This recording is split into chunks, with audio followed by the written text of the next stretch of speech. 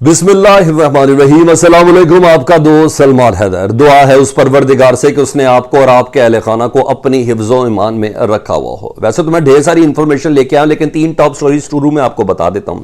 सबसे पहले जी, दूसरा बड़ा तरीन शहर कराकीव, उसके ऊपर रूस ने कब्जा करने का दावा किया है। फुटेजेस, वीडियोस तमाम की तमाम मैं आपको मेन बिल्डिंग्स की तबाही के बाद उधर की फौज के फिरते हुए और कमांडोज ने किस तरह हमला किया वो तमाम बताता हूं। दूसरी बड़ी और अहम तरीन खबर, तुर्की ने आउट ऑफ द ब्लू अपना वजन प्यूटन के पलड़े में डाल दिया। उन्होंने कहा हम किसी पाबंदी का हिस्सा नहीं है। पूरी दुनिया लगाती रहे प्यूटन के ऊपर पाबंदी, रूस के ऊपर पाबंदी, प्यूटन के ऊपर किसी पाबंदी के हक में हम नहीं हैं।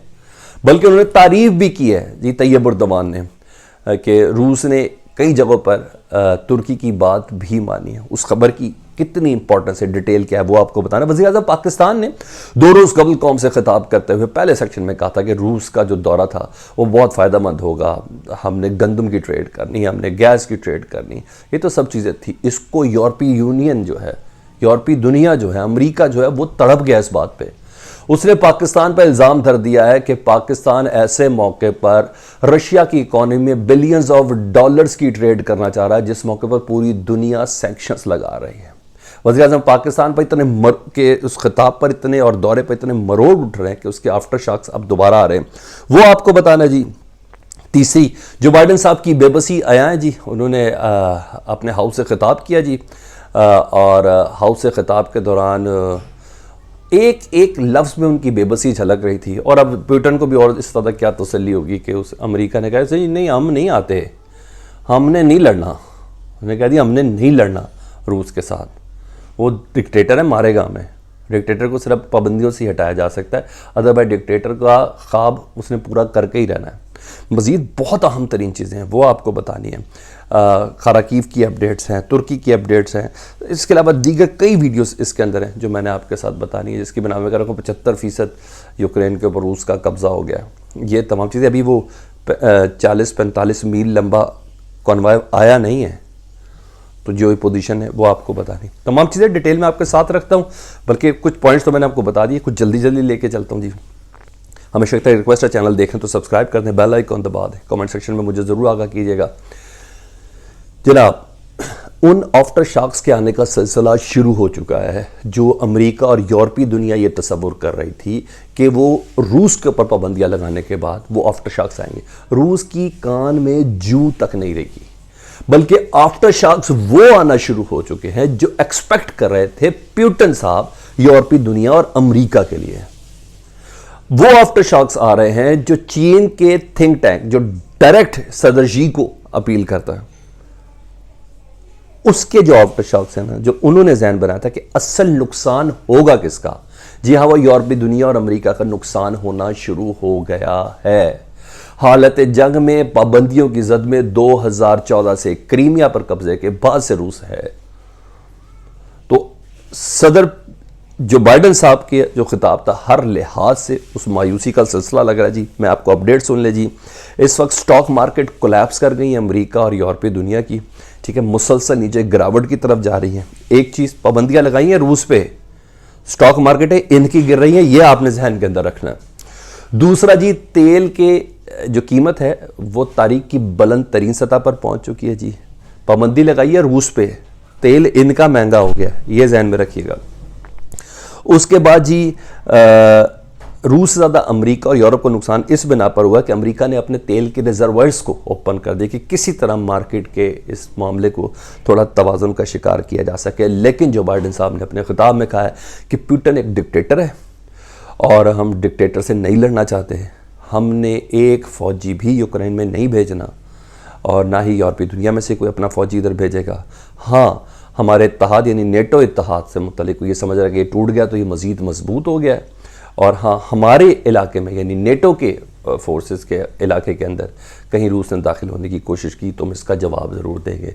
तो अब खुली छूट और खुला परमिट मिल चुका है रूस को यूक्रेन में, चाहे काला करे या सफ़ेद करे, क्योंकि अपने हाउस से खिताब करते हुए दुनिया की सुपर पावर का सदर ये कह रहा है कि हमने रूस के साथ जंग नहीं लड़नी।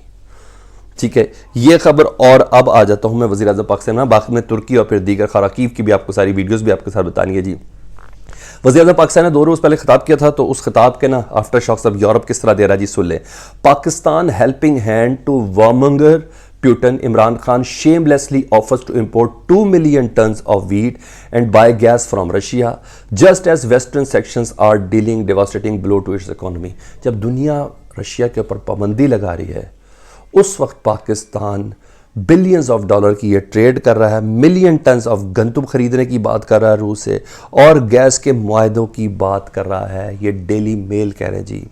और उन्होंने कहा ये नहीं, पाकिस्तान दुनिया का पहला मुल्क बन चुका है। Pakistan today becomes the first major nation to back Vladimir Putin, पर्या Vladimir Putin, as it signed the first new trade deal with Russia since the invasion of Ukraine. ये पहला मुल्क बन रहा है जिसपे रशिया यूक्रेन पे हमला करने के बाद पहला ये मुल्क है जो तिजारत के हवाले से रूस के साथ डील और मिलियंस ऑफ डॉलर और बिलियन ऑफ डॉलर की डील कर रहा है जी। इस पर पे लिया जी। मजीद थोड़ा सा और डिटेल सुन लें जी। Prime minister and former cricketer Imran Khan has said that his country will import about 2 million tons of wheat and supplies of natural gas after meeting the Russian president last Thursday, the day he sent troops into the sovereign neighbors. Despite Russia facing international isolation and raft of sanctions crippling its economy, Khan has defended potentially pumping billions of, वो कह रहे हैं पाकिस्तान ने pumping किया है billions of dollar की रूस की इकॉनमी के अंदर, ये बात करके, ये बयान दे के, और पाकिस्तान को इस सिलसिले में सख्त किस्म के रद्द-ए-अमल का सामना होगा। कल की खबर थी कि दुनिया के ममालिक ने लेटर लिखा पाकिस्तान को कि आप रशिया के इस इकदाम को कंडेम्ड करें। आज ये बात दूसरी तरफ चल पड़ी। दूसरी खबर जी, अब आपको तीसरी खबर देता हूँ, उसके बाद मैं वीडियोस आपके साथ शेयर कर लेता हूँ जी।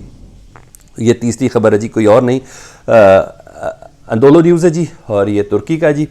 और रजब तैयब एर्दोगान से मुतल्लिक उनके फॉरेन मिनिस्टर हैं, वो स्टेटमेंट दे रहे हैं। सुन ले जी।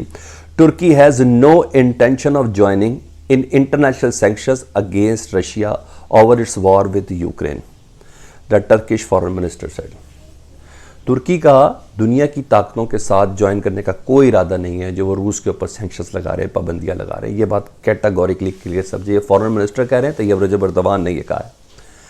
तो तुर्की रूस के साथ अपने ताल्लुकात को इंटैक्ट रखना चाह रहा है। मजीद क्या सुनना है।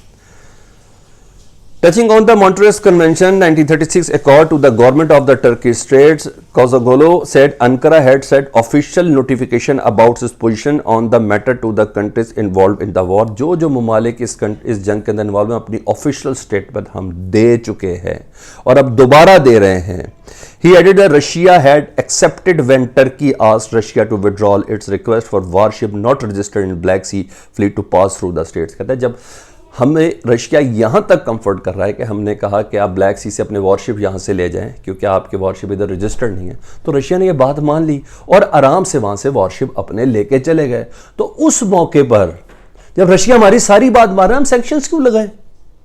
हाँ, रशिया के इस इकदाम को हम कंडेम्ड करते हैं, ये इकदाम नहीं होना चाहिए था, ये उन्होंने कहा। The Turkish defence minister told his Russian counterpart there is an urgent need for an immediate ceasefire in Ukraine. हाँ, सीज फायर ज़रूर हो जाना चाहिए यूक्रेन में, लेकिन हम यूरोपीय दुनिया की किसी जंग का, उसकी किसी पाबंदी का हिस्सा, नेटो की किसी पाबंदी का हिस्सा नहीं बनने जा रहे। कोई असला सप्लाई नहीं करना हमने यूक्रेन में। वो जो खबरें चल रही थी ना, तुर्की ने ड्रोन भिजवा दिए, वो एक कॉन्ट्रैक्ट था। तुर्की की जानिब से ब्लैक सी पे हमले हो गए हैं जी, सब बकवास, ऐसी कोई चीज़ नहीं थी। तो खबरें वो अंडरस्टैंड करें, वो समझे, उसको अपना जहन कैसा बनाए जो बाकायदा तौर पर वेरीफाइड हो जी। ये सुन ले जी। अच्छा, अब मैं आपको कुछ चीज़ें बता दूँ खाराकीव से मुतल्लिक जी, और खाराकीव से मुतल्लिक से पहले भी मैं आपको बताया था जी, एक खबर और है, मैं जल्दी से बता दूँ जी। Dozens in specific Japan volunteers fight for Ukraine. वो जापानी वॉलंटियर्स से मुतल्लिक है कि जी वो यूक्रेन के अंदर जंग लड़ना चाहते हैं जी। ये खबर कोई और नहीं, ये खबर रॉयटर दे रहा है जी। उन्होंने कहा जी हमने टीवी पे देखा था वो किस तरह लोग चीख पुक कर रहे थे, तो हम उधर लड़ना चाहते हैं। उन्होंने बाकायदा तौर पर ऐलान कर दिया जी। ये रूस के अंदर जी सेंट पीटर्सबर्ग में यह एहतजाज हुआ जी, रात गए, उस एहतजाज की फुटेज मैंने कहा ये भी मैं आपको बता दूँ जी।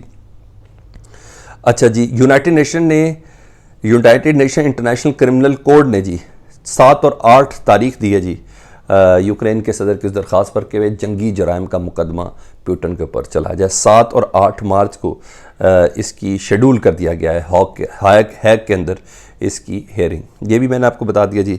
अब कराकीव की एक बिल्डिंग है जी, ये रीजनल पुलिस स्टेशन है, यहाँ कमांडोस उतारे हैं। ये आपने ध्यान में रखना, रशियन कमांडोस को, पैराट्रोपर्स को उतारा गया जी, जिन्होंने कराकीव को मुकम्मल तौर पर, जिसे कहते हैं ना, यूक्रेन से आज़ाद करा लिया। इस पर रशिया का कब्जा हो गया जी। ये ज़रा चेक कर लें एक वीडियो, फिर आपको दूसरी वीडियोस पे दिखाते हैं। ये देखिए जी, ये रीजनल पुलिस स्टेशन कहला रहा जी।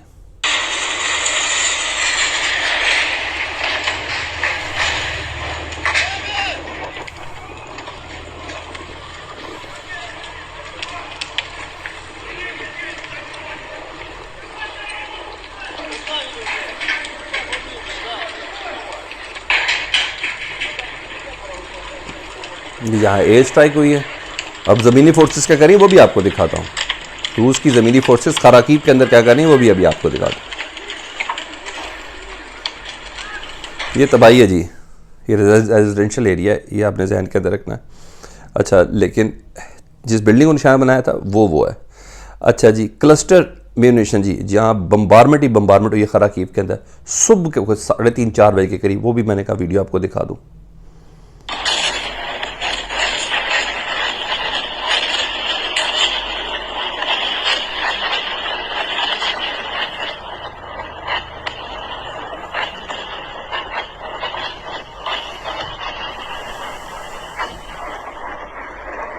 ये पोजीशन है जी।